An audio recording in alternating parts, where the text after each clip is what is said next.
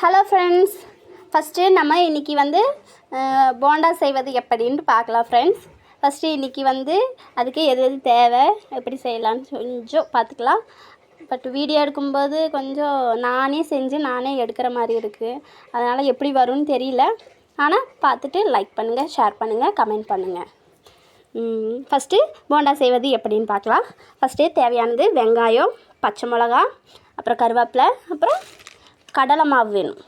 கடலை மாவு பஜ்ஜி மாவு வாங்கினீங்கன்னா கொஞ்சம் அது அவ்வளோவா டேஸ்ட்டாக இருக்காது. கடலை மாவு வாங்கிட்டு அதில் ஒரு முட்டை ஆட் பண்ணிக்கோங்க. முட்டை இங்கே இல்லை, ஆனால் முட்டை இருந்துச்சுன்னா முட்டையை ஆட் பண்ணிக்கோங்க. செம்ம டேஸ்ட்டாக இருக்கும், பஞ்சு மாதிரி இருக்கும். ஃபஸ்ட்டு நம்ம அதே எப்படி இது பண்ணிக்கலான்னு பார்க்கலாம். இது எல்லாம் கட் பண்ணிவிட்டு மிக்ஸ் பண்ணிக்கலாம் ஃபஸ்ட்டு. ஓகேவா? ஃபஸ்ட்டு அதுக்கான ப்ராசஸ் பண்ணிக்கலாம். மிக்ஸ் பண்ணிக்கணும். கொஞ்சோண்டு ஒரு முட்டை போட்டுக்கோங்க. போட்டுட்டு போண்டா செய்யலாம். ஃபஸ்ட்டே போட்டுட்டேன் நான், எனக்கு ஃபஸ்ட் ஞாபகம் இல்லை. பாருங்கள், நல்லா உப்பி வரும். முட்டை போட்டோம்னா செம்ம டேஸ்ட்டாகவும் இருக்கும்.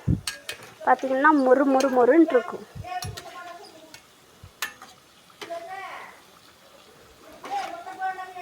மா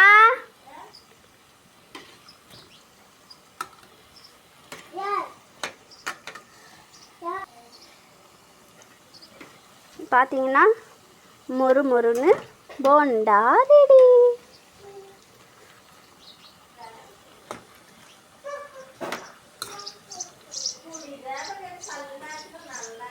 சாரி ஃப்ரெண்ட்ஸ், நானே செய்கிறனால நானே வீடியோவும் எடுக்கணும். அதனால தான் சரியாக தெரிய மாட்டேங்குது.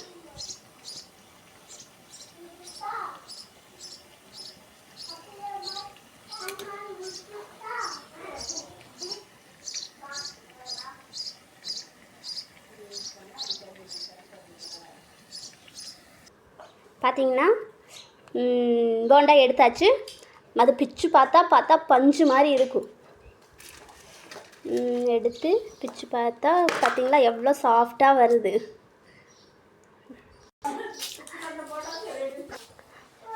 அவ்வளோதான் ஃப்ரெண்ட்ஸ், போண்டா ரெடி.